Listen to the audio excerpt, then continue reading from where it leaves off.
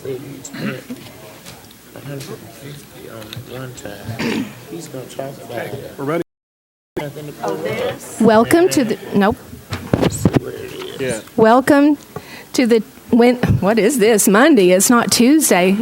Welcome to the Monday, March 16th, 2015 meeting of the Hot Springs Board of Directors. Tonight our invocation will be by Chief Ed Davis. Good to have you here, followed by the Pledge of Allegiance. Would you please stand with me?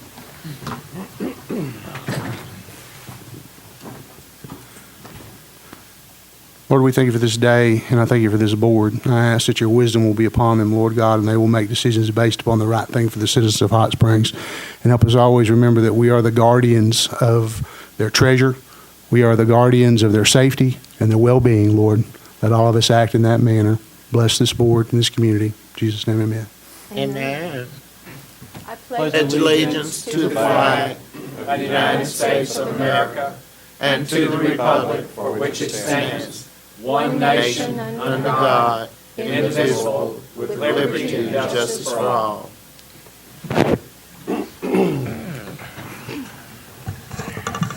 I hereby call this meeting to order. Would you please call the roll? Yes. Davidson. Here. Jones. Here. Clark. Williams. Here. Ramick. Here. Foley. Here. Carney. Here. Okay. The first item of tonight's agenda is to consider the approval of the agenda. Are there any corrections, additions, deletions, or modifications to the agenda, including items, if any, to be removed from the consent agenda? Yes, Mayor, sir. I'd like to move item number 11, Resolution R-1530, to the new business, please. Okay. I'll second that motion. Okay. And is there any other? Yes, ma'am. Yes. Okay. I'd like to pull item 13, Resolution R-15-32, from the agenda tonight. Okay. Do I have a second? Second. Okay. Clarification, is that to pull it from the agenda or is that to table it? Or what? Just pull it from the agenda and they can bring it back. Thank you. Okay. We have a motion and a second. Do we have to say all in favor, say aye on that one, since it's a pool? All in favor, say aye. Aye. Any opposed, no? Okay. Communication. Yes. Okay. Well, just for clarification, when would you want us to bring this back? 2 weeks ought to be long enough. Well, personally, I don't know enough about it to, I don't know enough of the background to make a decision on that. So to the extent that we could have a workshop or some information sessions so we at least understand what's been done in the past. I know the county and the city had worked on it together, and I understood that there were some financial limitations in terms of what the city could afford. But beyond that, I don't really know anything about it. So to the extent that we can get some more background information either in a workshop or talk to the people who have been a part of this, I would appreciate that. Okay. Well, and, I know I have a copy of the one that was done August the 13th in 2013, and I just don't think that at this point we need to be spending $130,000 after we recently spent $50,000 on a very comprehensive report here. And that was $25,000 apiece from the city and county on that Right. one. And I just got a copy of this today, so I think I'd like to take a little time to dig into this a little more. Okay. Well, why don't we schedule a workshop for the next, well, is the next meeting the state coming in? That's where they'll also be dealing with a work session with Kathy's Title 17, and we'll have the gentleman from the Energy Office coming in as well. Well, we'll find time to put that on the agenda. Okay. Well- Or for a workshop agenda. The workshop is after is it the 30th? Is that it? 31st. 31st after the agenda meeting. So if you have other issues you'd like to place on the workshop that you don't have total information on, just let Lance know. Also. Yes. Okay. Any other additions, deletions, modifications to the agenda, including Do we vote on that? Do we have a final vote? I'm going to, just a second. All in favor of the motion to amend as amended, please say aye. Aye. Any opposed? No? Okay. Mayor, my apologies to the staff who prepared the information on these because, as you know, I was out of town, as were some others, so I didn't have the benefit of getting some of this information personally from them. Right. Okay. It is adopted. We had no notes. As presented. Okay. In an effort to afford everyone an equal and orderly opportunity to address the items on tonight's agenda, we ask that our citizens and guests adhere to a 3-minute limit on our, we have a clock timer, and on your comments, we ask that you observe that, and for your convenience, we will display it also one here and in the monitors. While members of the board may have questions or statements to make, we ask that you reserve your comments until all of the people signed up have had a chance to speak. We also ask that all cell phones be silenced and that you refrain from any disruptions of the meeting. Should you need to leave prior to the conclusion of the meeting, we ask that you do so quietly because we will continue with the rest of the items on the agenda. And thank all of you for being here. We appreciate your presence. We thank you for coming, and we appreciate your interest in the business of our city. At this time, I don't see the proclamation. We don't have that one, right? Lance, do we have a proclamation? Yes, the That's grants it? professional. Okay. Okay. All right, our guest. And I did not have a name on this. Do you have a name? Yeah, actually, we were going to have Michelle Sestelli. Okay, Michelle, would She's you? actually in the audience. Okay. Did she go away? Michelle, would you just come stand there at the podium and I'll read the proclamation and I will hand it to you. Thank you so much for being here. Okay. I didn't have a name down beside it. Okay. You are our special guest, and I will say up front that you've done an awesome job with our CBDG grants. Okay. Whereas Grant Professional Week recognizes and celebrates the work of grant professionals who serve as administrators, consultants, managers, grant makers, and writers. Whereas every day grant professionals work diligently, usually behind the scenes, to seek grant opportunities, administer projects, and implement important programs for the benefit of society's disadvantaged and underprivileged people. Whereas these talented professionals are dedicated to providing the highest standard of ethics, quality program development, and thoughtful project implementation, and wise financial stewardship. Whereas those standards extend beyond the mere financial and include capacity support, long-term solutions to challenges, fundraising assistance, expert project management, sustainable programming, and so much more. I now, therefore, Ruth Carney, Mayor of the City of Hot Springs, on behalf of the Board of Directors, do hereby proclaim March 16 through 20 as Grant Professional Week in Hot Springs, Arkansas. In witness whereof, I have hereto set my hand and caused the seal of the city to be affixed on the 16th day of March in the year of our Lord 2015. That means all week, everyone who encounters a grant professional should treat them with high favor, okay? And probably lunch.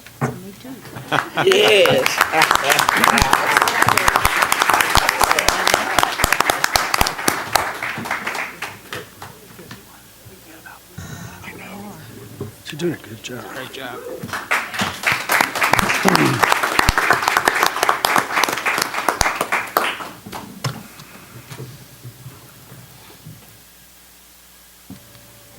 I think Lance has had a part in some of that too, haven't you? So we appreciate you. Madam Mayor, before we get too far along here, did we have a motion to approve the minutes for the March meeting? Did I just skip right over that? ma'am. It's there. So moved. Okay, we will back up. Well, the reason why there's a correction that needs to be made. Yes, okay. Are there any corrections, additions, deletions, modifications to the minutes of March 3rd? And would you like to make them? Well, did you catch it, Director Davidson? That list various board member comments, and the only thing I announced was National Pancake Day. But there's a event that was held at St. Luke's, and it also said, Director Williams. I believe that was Director Davidson.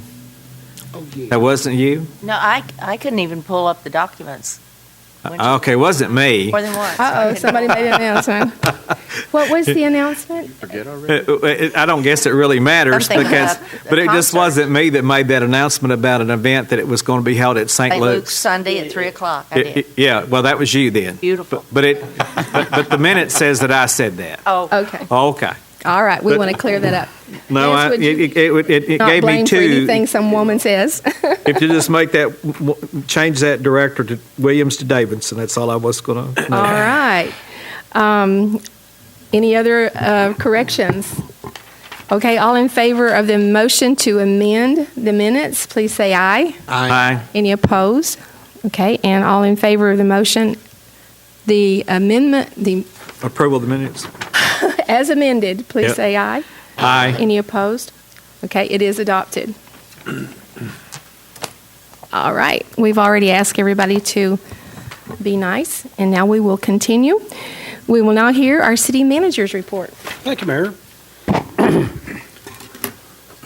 Well, last weekend was busy in any city, but what happened in this town last weekend really is just incredible.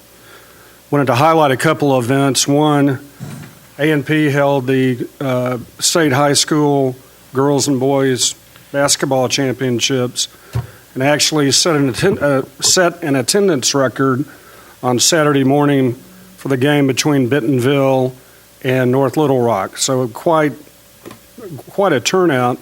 But more importantly for the community, the State High School Association renewed that contract with A&P for the arena until the year 2021, which bodes well for Hot Springs, our tourism market, our marketing of our hotel properties, restaurants.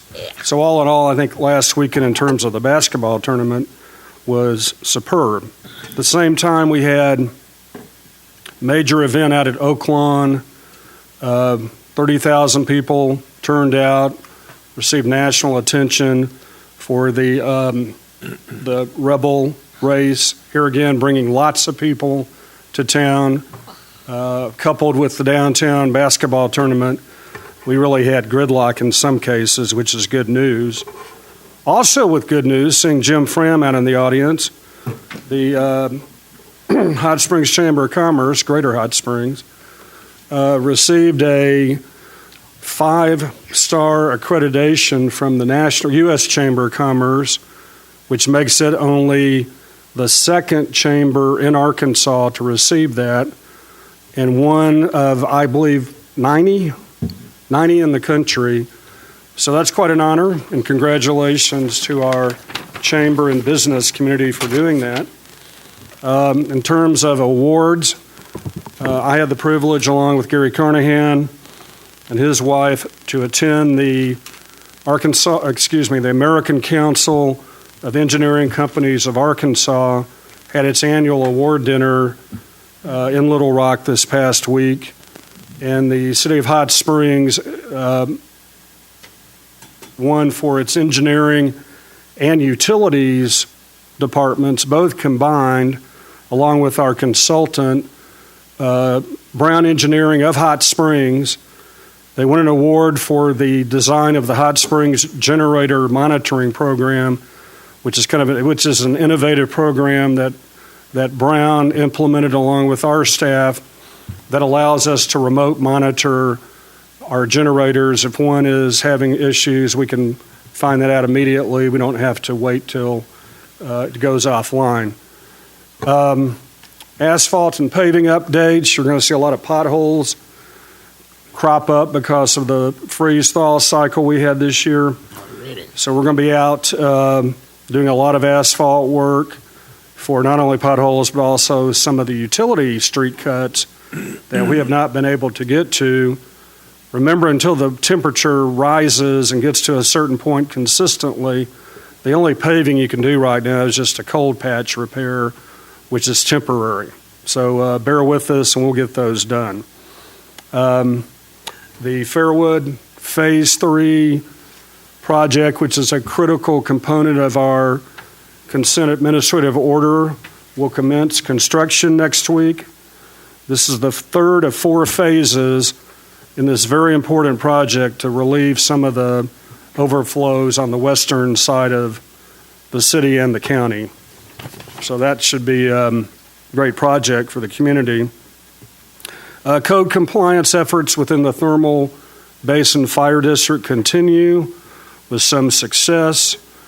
We've had the installation of sprinkler systems at 121 Chapel, 114 Central, 350 Central, and 420 Central are ongoing at this time. Probably one of the best property owners we've been dealing with in terms of getting this done is Ken Wheatley. So I want to really recognize Ken for stepping up to the plate and getting that work done. We have had the connection for the sprinkler riser has been installed at 201 Central, which is the Howe Hotel. A commitment to comply has been received from the owners of the Bell Artie and the Wade buildings. We continue to have dialogue between building owners and fire protection companies in most of the remaining buildings that were on the unsafe structure list. Also, to close, we have a new health and safety officer, Melvin Walton, who I know you've met. We meaning management, presented our first 2015 safety awards to some of our departments that worked during the inclement weather that we had without any accidents or injuries. We complimented them for doing very difficult work in very grueling circumstances and being safe at the same time. So between the street department, utilities, airport, sanitation, and fleet services, we logged almost 5,800 hours without an accident. Wow. Great. That's it, Mayor. Thank you. Did you want to report a little bit on a trip? Yeah, I did. Yeah. This past week, we had an opportunity, meaning the mayor and directors Foley and Ramick, myself, and Bill Burrow, traveled to Washington to the National League of Cities Congressional Caucus. That's held every year at this time when Congress is beginning to hold budget hearings and make some of the moves during the year that affect Hot Springs directly, since we have so many federal institutions that rely on some type of federal funding, as well as our own quest for federal grants, which you heard tonight, that have been submitted by Lance and Michelle. But we also took that opportunity to have multiple important meetings with the Corps of Engineers and our congressional delegation, specifically to talk about Lake DeGray. And we had a meeting on Monday afternoon at 1 o'clock with Joe Redican. The Vicksburg district of which we are located in the Corps is part of the Mississippi Valley Division, which is also headquartered in Vicksburg. That division handles all the tributaries that feed into the Mississippi River, so it's by far the biggest division in the country.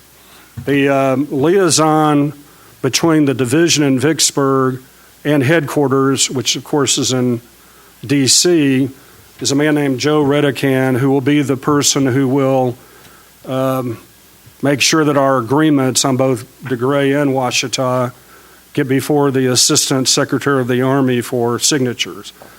We went from there to Senator Cotton's office, had a face-to-face visit with him, which was really timely. The Iran letter issue had just come out. He was under a lot of demand for airtime from different correspondents, but he found time in his schedule to meet with us for about 15, 20 minutes and told us he would help us in our quest for a solution with the Corps of Engineers.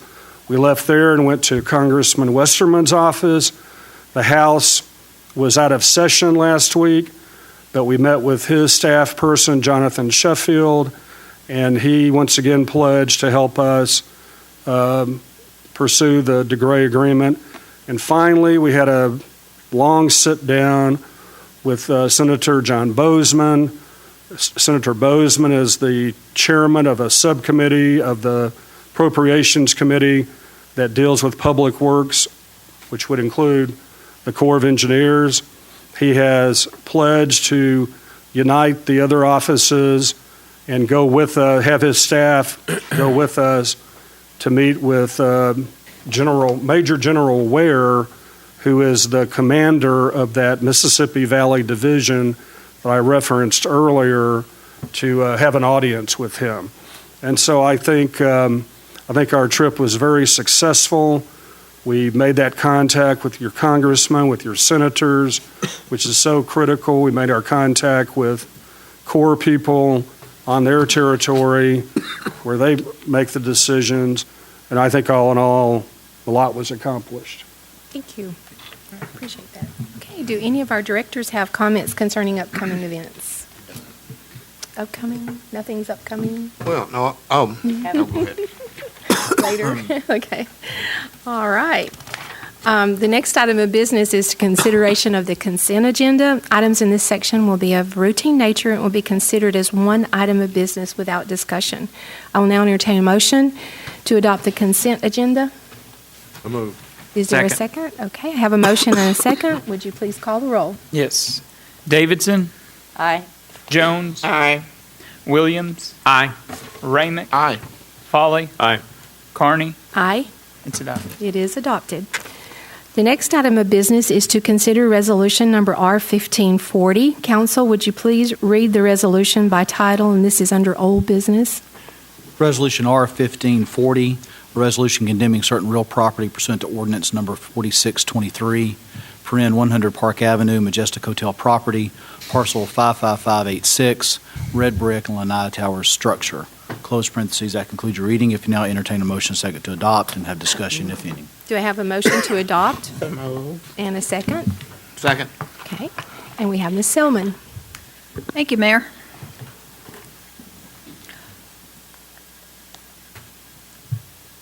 We've been waiting for this for quite a while. This is a request to deal with the red brick building and lanai towers sections of the Majestic Hotel complex. At this time, they're open, vacant, Excuse me, Mayor. structurally. Excuse me. Yes. Could we ask that there be nobody up on the Diaz, please? Can you stay where it stops right there so you can get a picture of her straight on? Is that okay? Is that okay? Okay. That's fine. Okay, thank you. Can't pull anything up. Thank you, Mayor. Okay. Open, vacant, structurally deteriorated, and constitute a nuisance. The code provides that any building that is found to be and declared to be a nuisance by resolution of the Board of Directors will be condemned to ensure the repair, rehabilitation, securing, and/or raising and removal thereof as specified in the notice to repair or remove. We have probably a historically large packet full of documents regarding our history with this structure, particularly in the last year or so.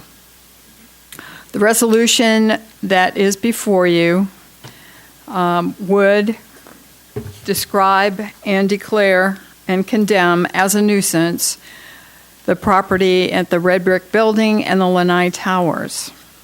It would direct the Planning and Development Department to cause a post-condemnation notice to be delivered to the owner of the property. It would require that the owner obtain the necessary permits and commence to repair, rehabilitate, secure, raise and remove, or otherwise abate the nuisance within 30 days.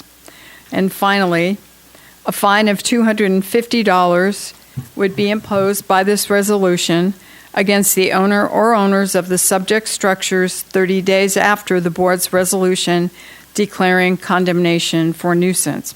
And for each day thereafter that the nuisance is not abated, a separate and distinct offense will be punishable by a fine of $250. So $250, and then each day thereafter, the same. The recommendation is that you approve this resolution condemning the property located at 100 Park Avenue, Majestic Hotel, red brick building, and lanai towers building. That concludes the presentation. Okay, thank you. We have several people signed up to speak. First, we have against is Joe Carver.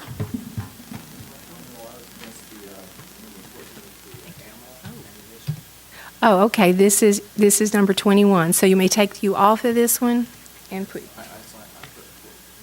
Oh, okay.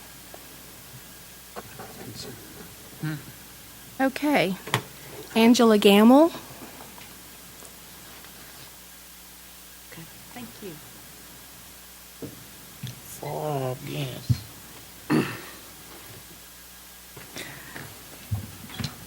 I am for the condemnation and removal of the rubble of the Majestic.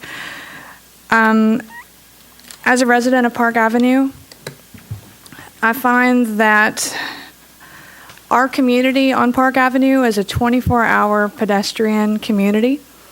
We have people walking on the sidewalks where they can and on the street where they can't in front of the Majestic all hours of the day and night. This is a lower income group of people that are not able to take transportation by car. They're just doing what they can to get back and forth. The rubble on the sidewalk and the appearance of the buildings is just a public safety concern all the way around. The building is an open, if you're not worried about no trespassing signs, you can just go in there. That's also a public safety concern. Someone's going to get hurt.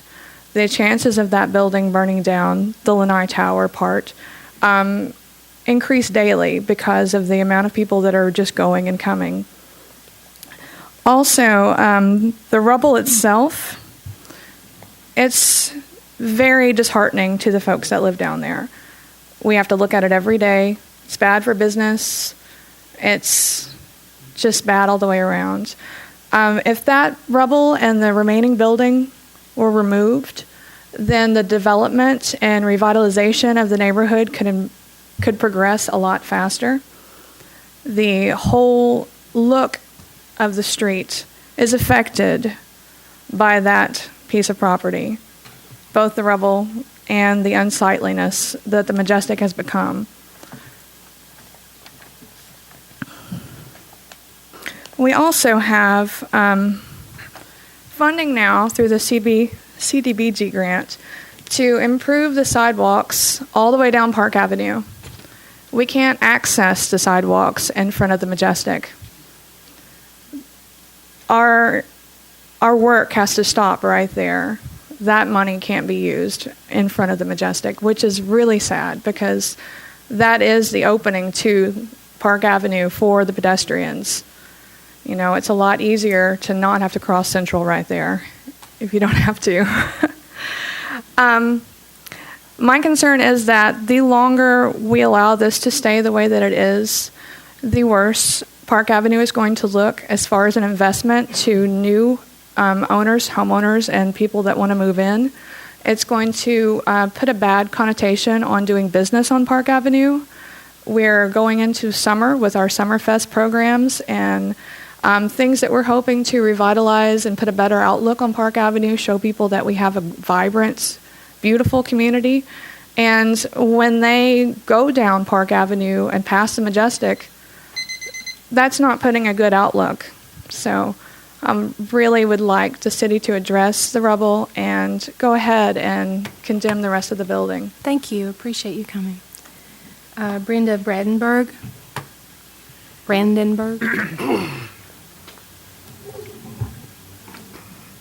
My name is Brenda Brandenburg, and as you're aware, probably, I have been very outspoken about the Majestic. Today is a very historic day in my life because I stand before you to recommend as well that the condemnation of the red brick building take place. The first thing on my mind, however, is the safety of the firefighters that might have to enter that building. It is at huge risk for a vagrant coming in or someone coming in and causing a fire, which is what we think happened to the yellow brick building. So we have to protect not only our public, our tourists, but more importantly, our public servants and our firefighters. That is very, very important. It is a historic building, that is very true. It is the anchor of our downtown. And for us to allow the center of our city or our downtown area to appear the way that it does is disgraceful. I think that as a city and as a public, we have got to continue pressure on the property owner. This is very important, and I know that we cannot shoulder those costs, but we have got to figure out a way through grants or whatever it is to make this happen. This building must be condemned, and the property owner must be held accountable not only for the condemnation of the building and the removal of that building, if that's what happens, but what we have already done to fight the fire at the Yellow Brick Building and remove the rubble there. It's very, very important to this city and very important to me as an individual. Thank you. Thank you. Janice Jones.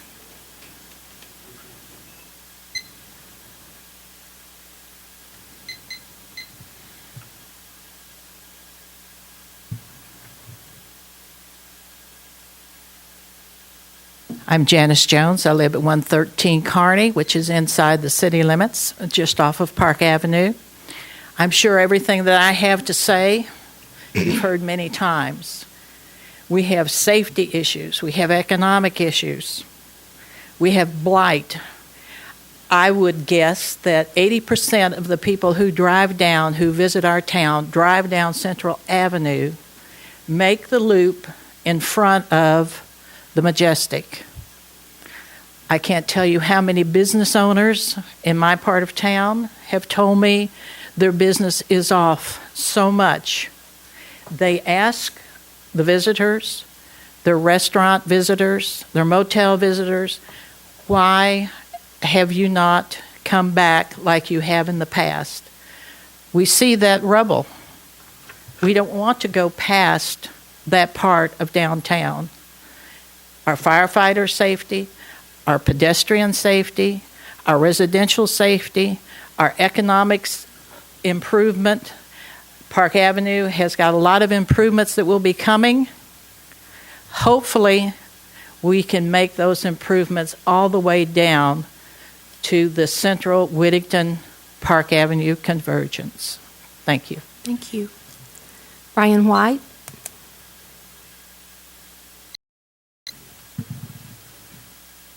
Good evening. I'm Brian White, 278 Vineyard Street. Yes, I would like to see the board condemn the Majestic. That goes without saying. But I'd like to take a little different track. I'd like to address or make a suggestion for what's next.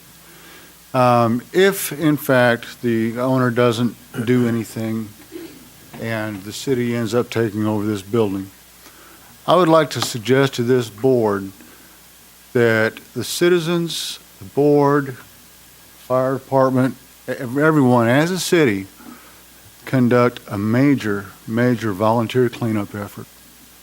If the ADEQ signs off on it, where there's no more hazardous materials, can you just imagine what would take place if over the course of a weekend or a couple of weekends, 100, 200 volunteers from all across the state came in to help clean up that mess down there? Now, the yellow bricks, all the bricks, the historic things, they could be set aside to use again, salvaged, as part of a monument or another thing giving our city a good face. All the other materials down there, metal could be scrapped to defray part of the cost. I mean, it's mind-boggling the amount of positive things that could come out of this. I can think of no other issue that would bring everyone from every facet of Hot Springs and the state of Arkansas together better than the citizens of Hot Springs taking ownership of the Majestic Hotel and helping clean it up. Thank you. Thank you. Joe Lynch. Joe Lynch, I'm an attorney here. I think out of the box, and that gentleman just brought to the forefront what I want to talk about. I'm looking at state tax credits for historic preservation put out by the National Trust for Historic Preservation. The state of Arkansas allows 25% credit for certified rehabilitation of eligible income and non-income producing properties with an annual program cap of $4 million with $125,000 limit on credits for income producing and $25,000 for non-income producing properties. But it's transferable. Yellow brick, red brick, towers, suite. 4 different buildings. Condemn it.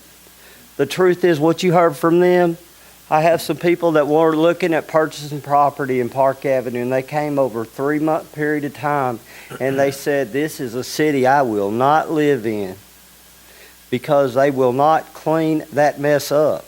So we've lost some people that were Lockheed Martin retirees who won't come here because of that trash. Look, I'm 52. I grew up here. I was born in the old St. Joseph's. I hear y'all are going to knock it down. Well, here's the deal. Where are we going to park? Why don't we take the red and yellow brick and save it? That man's idea is a great idea. Except make it the Majestic Hotel parking lot. Sell these tax credits to individual businesses who get to put their own, our meters, 25-cent parking spots would be great. Something. In other words, use these tax credits, but please get that eyesore out of our city. Okay, thank you. Okay. Do we have any comments from the board members? It's your turn. Yes, sir. I have a couple of comments. I have a couple of comments and a couple of questions. Can I get some clarification on the citation that Ms. Selman brought up, which was $250 a day? Is this condemnation one citation, so that means that the fine is $250?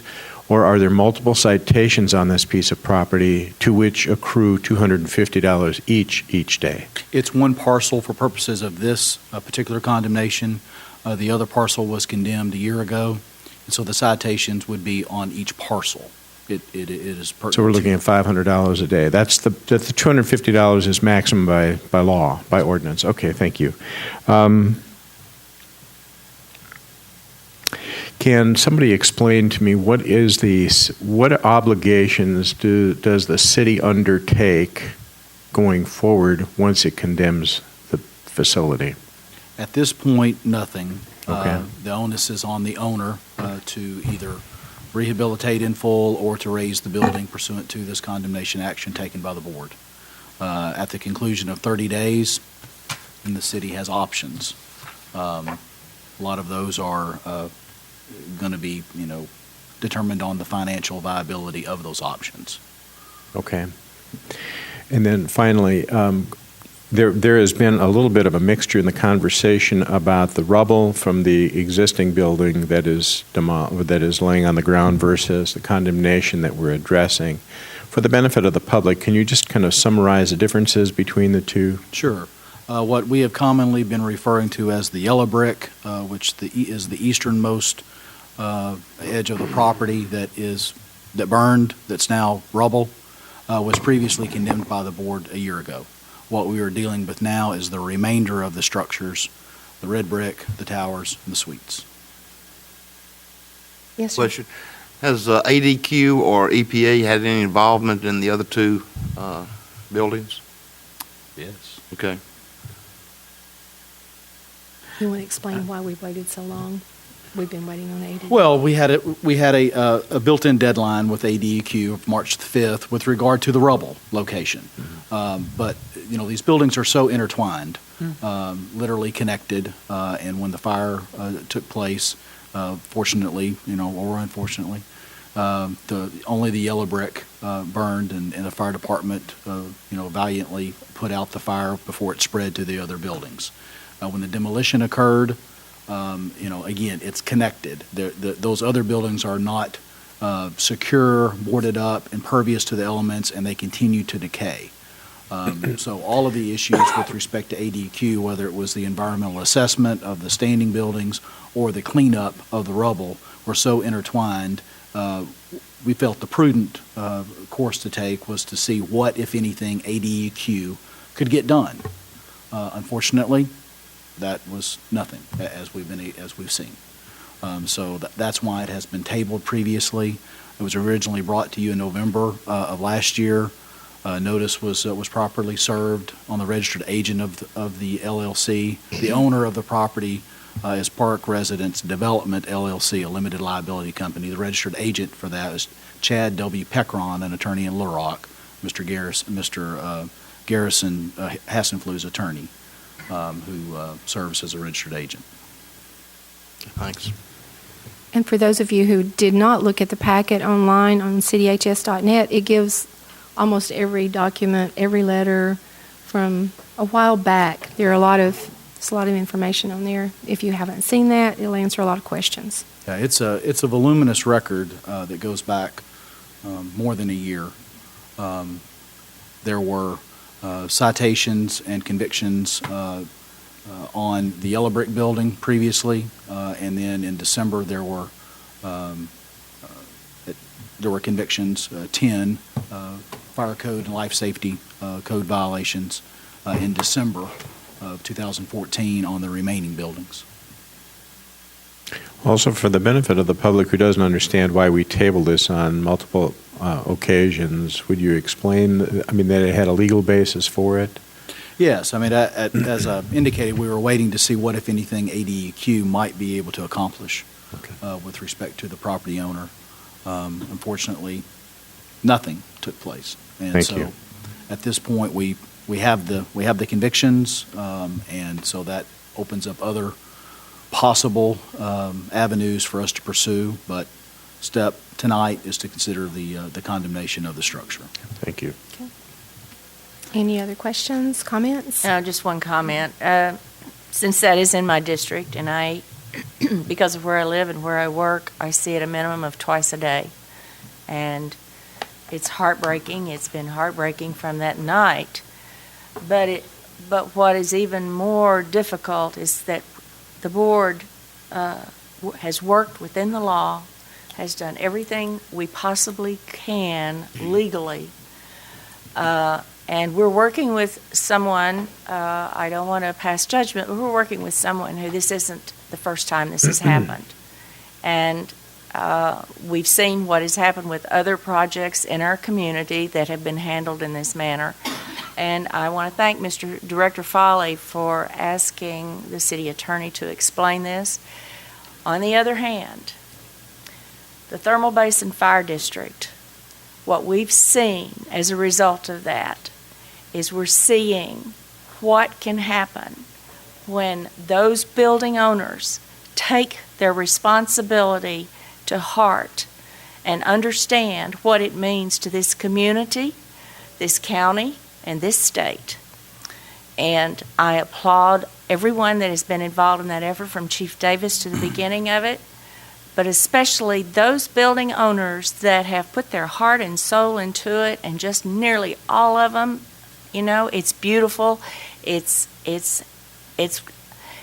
really pleasing to drive down there every day and see it, and see these. Just yesterday, they were being on scaffolding in front of the Dugan Stewart, and I thought, good Lord, they need to fashion that a little better because somebody's going to fall, But they're pulling things away, and as we've seen, they're uncovering these beautiful icons underneath it. So I'm going to look for the positive, and I'll write my own letters to all the newspapers, and I'll be nice, but I'll write my own letters and saying, I wish this were in your backyard where the owner lives rather than in Hot Springs' backyard. Thank you. And I appreciate all that the firemen are doing and everyone else, and thank you all for your comments. Thank you. Any other discussion? Okay, hearing none, would you please? I need to solicit an amendment, if I may. Yes. Under the first whereas paragraph where it states whereas Park Residences DEV LLC, care of Garrison Hassenflu, paren, quote, owner, close quote, close paren, P.O. Box 410417, 2020 Broadway Street, Kansas City, Missouri.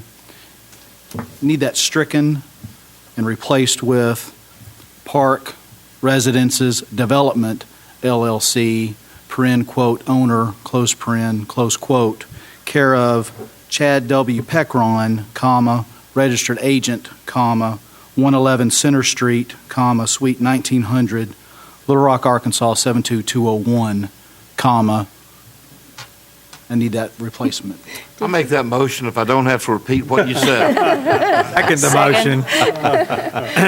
All in favor, please say aye. Aye. Any opposed, no. Okay, Lance, did you get all that? It'll be on the tape. Okay. No shorthand? That's just the amendment. Okay, that's the amendment. Okay. Do I have a motion to approve this as amended? So moved. Is there a second? We have a motion and a second to approve as amended. Any discussion on that? Okay, would you please call the roll? Yes. Jones. Aye. Williams. Aye. Ramick. Aye. Folly. Aye. Davidson. Aye. Carney. Aye. It is adopted. Okay. The next item of business is consider ordinance number 01509. First, I will entertain a motion to suspend the rules and read by title only. So moved. Do I have a second?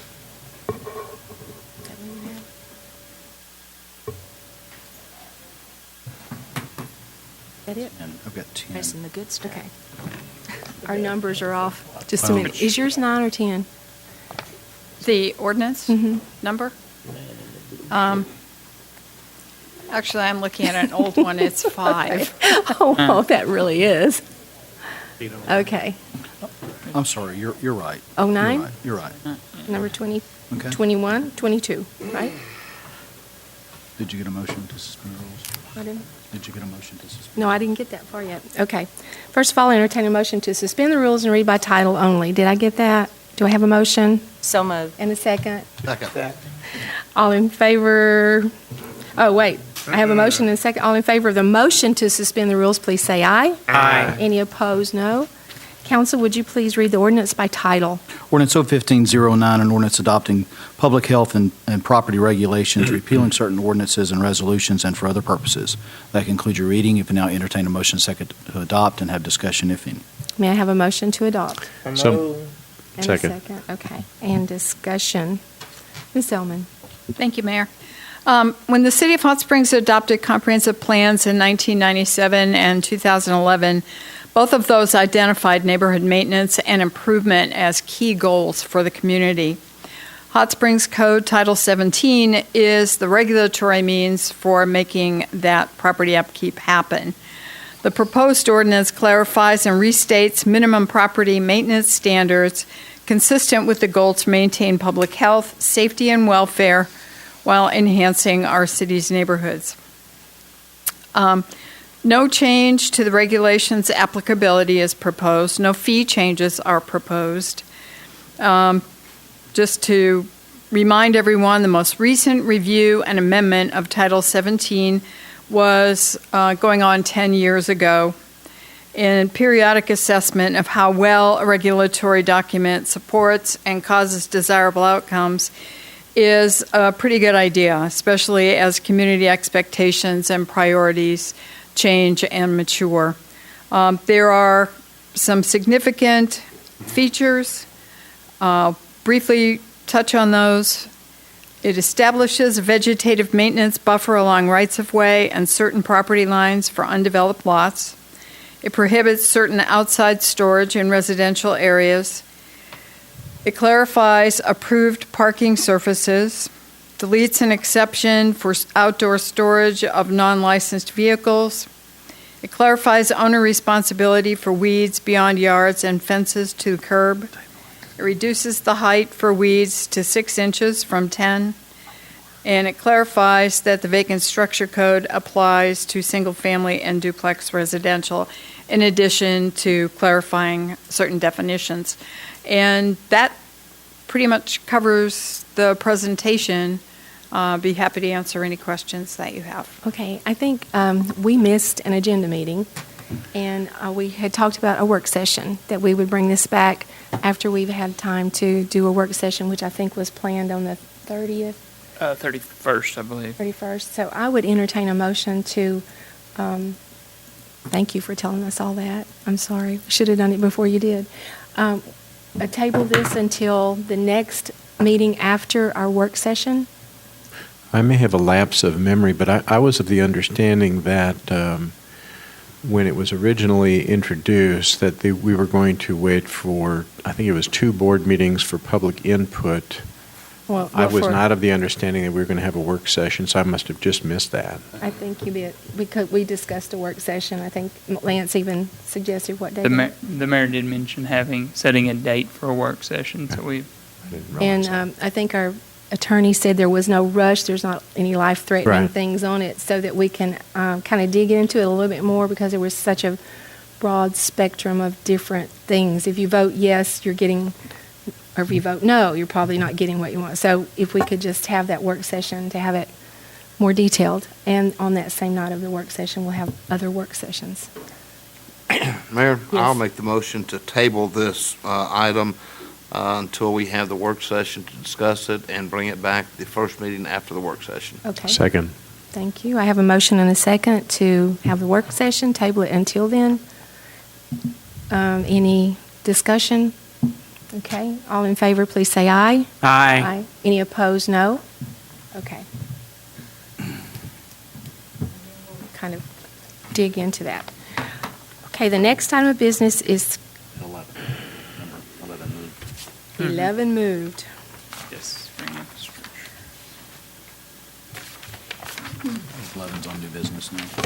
11's, which one was it? Okay, consider resolution number R1530. Council, would you read that by title? Yes, ma'am. Resolution R1530, a resolution awarding a contract to Green Infrastructure Center, Inc. for certain professional services, Green Infrastructure Plan, close paren. That concludes reading. If you now entertain a motion second to adopt and have discussion, if any. I have a motion to adopt. So moved. Is there a second? Second. We have a motion and a second. Discussion. Thank you, Mayor Carney, City Board of Directors.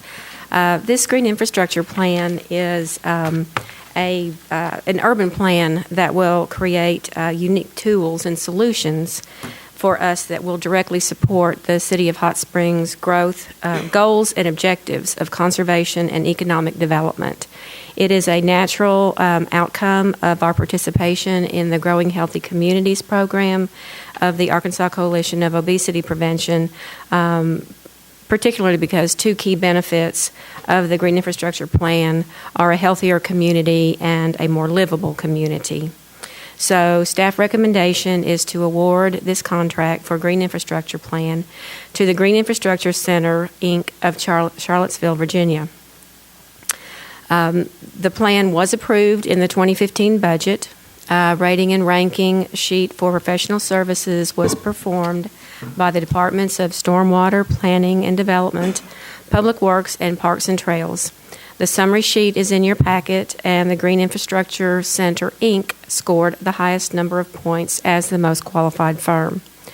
Briefly, a green infrastructure plan has many benefits to the city, not the least of which relates to goals and objectives from our Hot Springs 2030 comprehensive plan update.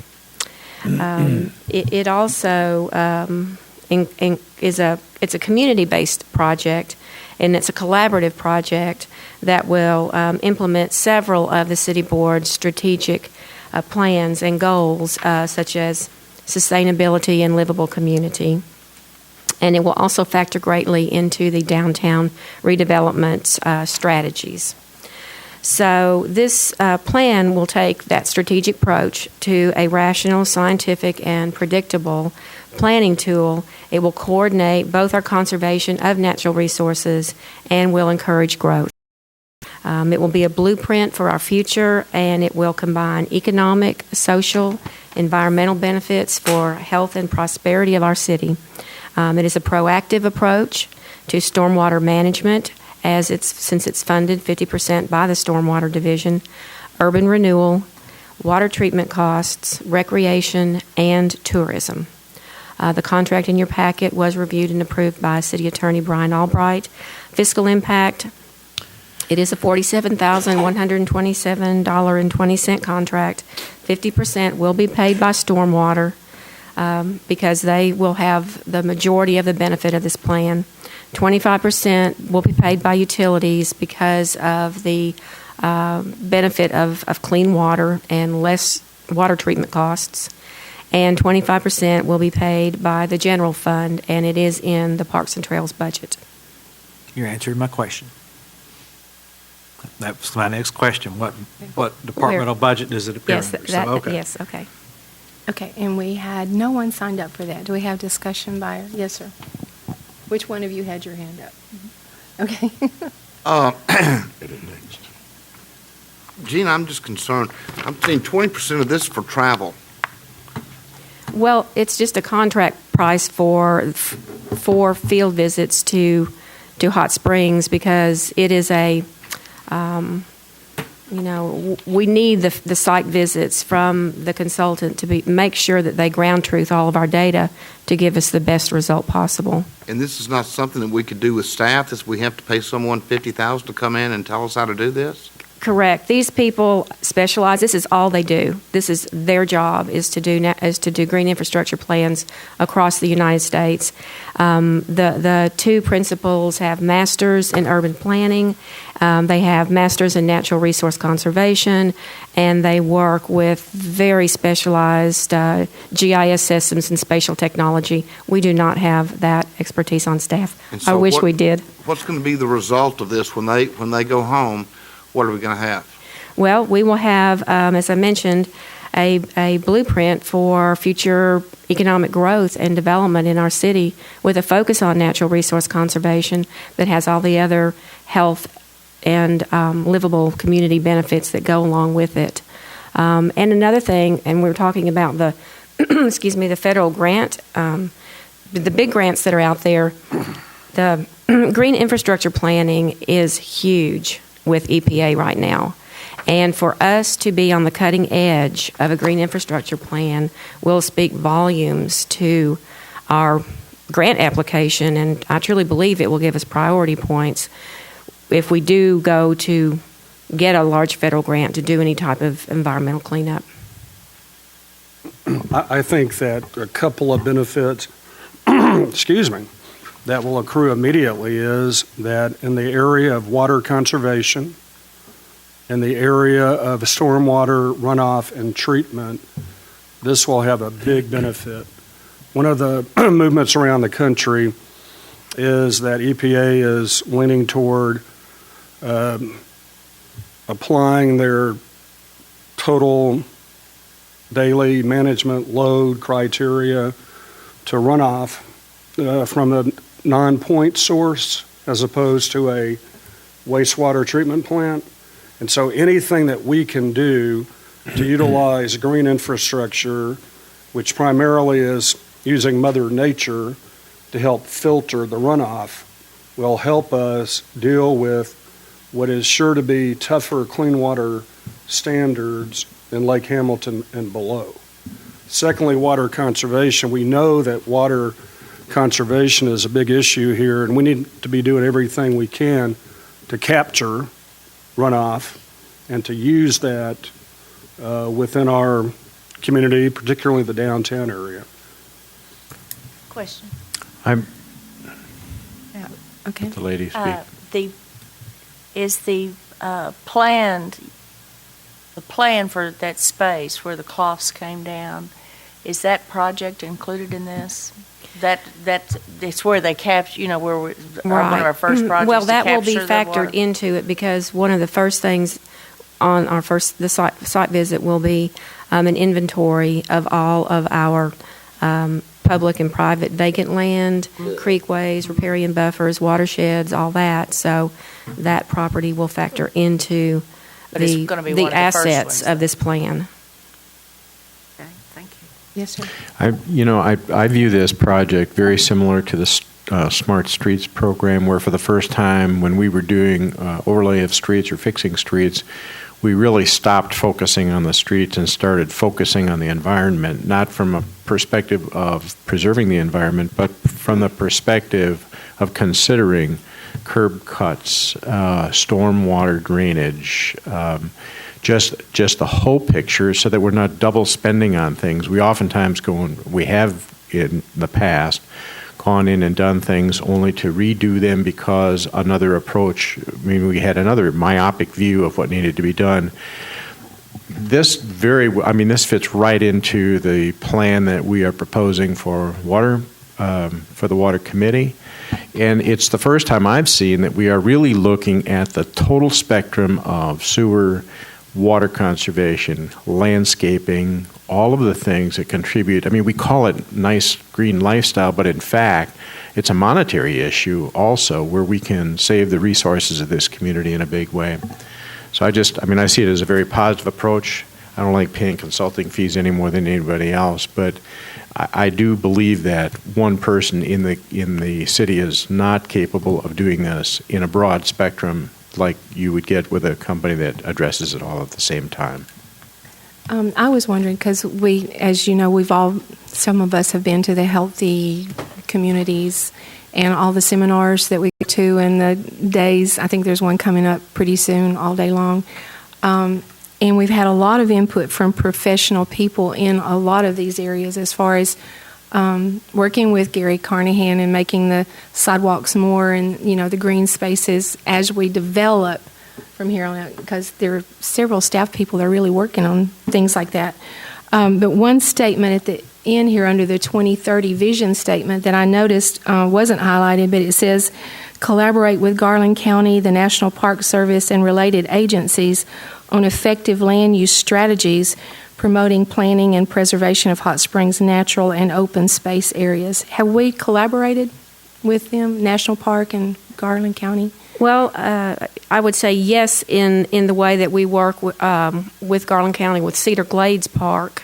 Mm-hmm. And obviously if there were some watersheds that came from the county into the city, then, we would look at that as a total watershed area, but this plan really concentrates on the city itself. But it will give us the tools to be able to talk to the county about some different areas.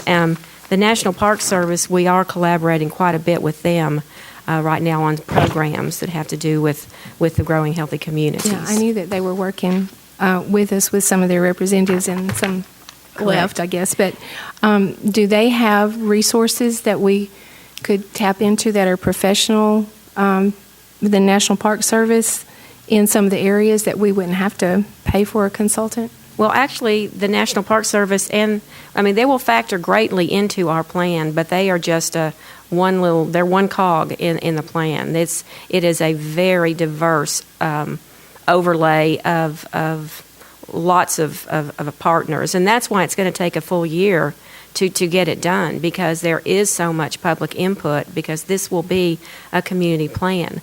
And we will end up with a property inventory and just really several layers of GIS overlay that all of the departments can use, including the National Park Service and the county or anybody else that wants to access our website. So there will be a lot of information that we'll be able to share. And the property, will that be public and private property both? Well, it'll be open space mainly. So, and we'll identify if it's public open space or private open space, and because it is a natural resource, whether it's publicly owned or privately owned, but that is only an inventory. Any other questions? I'm just not clear what the end result is, and maybe I'm not green enough. I don't know. Well, my only thought when I saw it was that I've asked for several different studies that we haven't gotten yet, and I didn't know on the priority list of our budget this, because we were gone too, and I didn't realize that we were asking for a consulting, fees for this. I've asked for consulting fees on other things, and it seems like we're not getting them. But I just wondered, in a priority list of things that need to happen financially, budget-wise, that was my concern. This was debated in the 2015 budget and was placed in there for this purpose. Okay. Just a comment, the comment about complete streets. at the MPO meeting, the Metropolitan Policy Organization with the State Highway Commission, or State Highway Department, about our next plan to, I believe, 2040, met last week. And the consultant that is helping draw up our plan, along federal and state guidelines and so on, it was brought up about how the fact that the board had just voted on the Complete Streets project, and he said, you have no idea how this is going to help push this project forward much, much faster because the city has already taken that stance Right.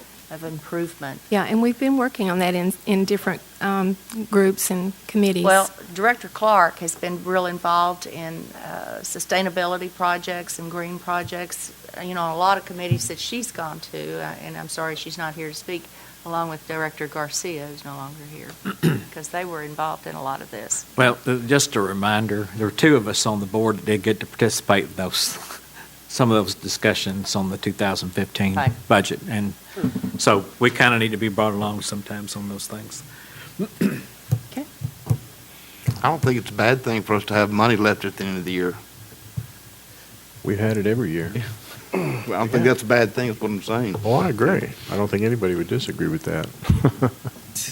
Well, I'm just, A good objective. that was my balance here with, is this priority for research, with other things kind of needing some evaluations? Well, I think we made this a priority for the city manager, number one, and number two, with the tight situation that we're in with water. I think it's critical that we get after this as quickly as possible. I'm a little bit concerned when you say, I've asked for quotes before for consultants, but I don't seem to get them. Yeah. Maybe we can have a discussion after and find out why you're not getting them, okay? Okay, that would be good. Okay. Any other discussion? Okay, hearing none, would you please call the roll? Yes. Jones. Aye. Williams. Aye. Ramick. Aye. Folly. Aye. Davidson. Aye. Carney. No, It's approved. it is approved. Yes. And I need to explain that. I really am for all of that. I'm just, timing is all. And it's not that I'm against that happening. It was just timing. Okay. The next item of business is 2041? 23. Next item of business is resolution number R1541. Council, would you please read by title? Resolution R1541, a resolution authorizing the mayor to execute a contract of obligation with the Arkansas Department of Environmental Quality, ADEQ, to provide financial assurances to enable permitting of transfer station. That concludes your reading. You've now entertained a motion second to adopt and have discussion, if any. Do I have a motion to adopt? Is there a second? Second. We have a motion and a second. Mr. Burrows. Thank you, Mayor, members of the board. The recommendation is to approve this contract of obligation with ADEQ for financial assurance for the transfer station. In order to retain the permit for the Hot Springs Transfer Station, the Arkansas Department of Environmental Quality requires, pursuant to federal regulations, that the City of Hot Springs demonstrate its financial ability to pay the cost of closure if such action were ever needed. That cost has been calculated to be $60,750. And based on these regulations, the best mechanism for the City of Hot Springs to use for financial assurance is a method called the contract of obligation. The city enters into a contract with ADEQ, which allows ADEQ to deduct the cost of closure from any funds being dispersed to the city by the state if the transfer station must be closed or if we are unable to pay for the closure by other methods. We currently have an existing contract of obligation with ADEQ for this purpose. However, that contract of obligation has been revised by the legal division of ADEQ. To ensure funds are available in the general fund, the following budget adjustments to and from the sanitation will be required. The net effect of the adjustment is neutral unless the transfer station should close and the funds be needed for closure.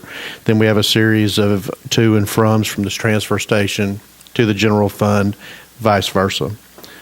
The fiscal impact, again, there is no fiscal impact unless the condition described above in that paragraph were encountered and the city was unable to pay the closure. We have about 127 tons a day that comes through the transfer station. That's the solid waste that's collected by the sanitation department and hauled to a landfill in Jacksonville. Our permit we have a permit for about 250 tons a day. In that calculation, we have to use 3 times that amount because we have about 3 days of storage. So based on the $54 a ton calculation, that came out to the $60,750. Again, the sanitation fund is a very solid fund. I don't see the need of this ever happening, that we would need to close that transfer station. I'm assuming that the city always generates garbage, will have that need. So again, this contract of obligation is basically just an assurance that should something ever happen, that we have money set aside to close that structure, and the state would not be left with that liability. We have no one signed up. Discussion from the board?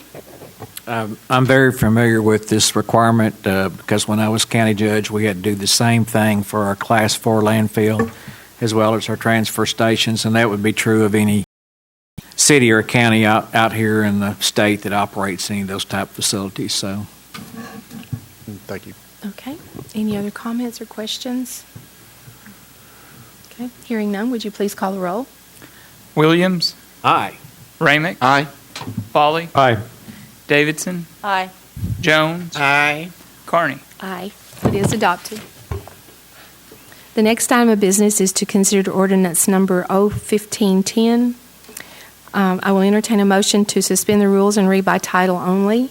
So moved. Do I have a second? Second. Okay, I have a motion and a second to suspend the rules and read by title. All in favor of the motion, please say aye. Aye. Any opposed, no. Okay, council, would you please read the ordinance by title? Ordinance 01510, an ordinance adopting public health and property regulations, repealing Resolution 3628, declaring an emergency and for other purposes. That concludes reading. If you now entertain a motion second to adopt and have discussion, if any. Okay, do I have a motion to adopt? So moved. And a second? Okay, and Ms. Selman. Thank you, Mayor. The purpose of this amendment is to ensure the public health, safety, and welfare insofar as they are affected by conditions and maintenance of existing structures and premises. We have in our existing regulations provision that requires that prior to the issuance, well, actually, if you are getting, once a building has been condemned by the board, if the owner is rehabilitating or restoring the structure, a performance bond is required in the amount of the expected cost to do the work to make sure that it gets done.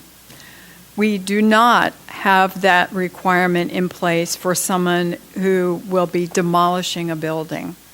And at this time, it appears that it would be desirable to add to the requirement for renovating or stabilizing to have that requirement for demolition of structures also. It would not apply to single-family residential structures, and it would not apply to any structure regardless of type whose demolition costs are not expected to exceed $10,000. So again, this is a requirement for a bond from a property owner who will be demolishing a condemned structure, and that bond would need to be provided before a demolition permit can be issued. We have no one signed up. Questions? Obvious question. Would this affect the Majestic? It appears that if you pass the emergency clause, assuming you pass the ordinance, adopt the emergency clause, that would appear to be the case. Okay. That's a good thing. Any other questions? Everybody understand? Okay. Hearing no further comments, would you please call the roll? Yes. Ramick. Aye. Foley. Aye. Davidson. Aye. Jones. Aye. Williams. Aye. Carney. Aye.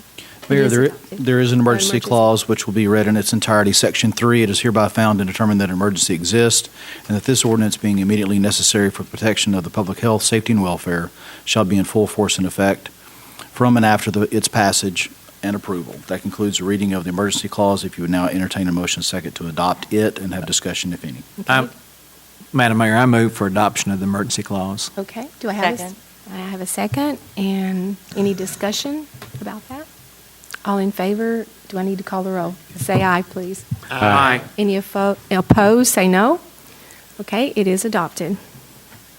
Okay, that concludes the business section of tonight's meeting, and are there any comments from the members of the board? Yes, ma'am. I've already been getting comments from the arts community about our city manager having Ms. Wallace as liaison with the Arts Advisory Committee.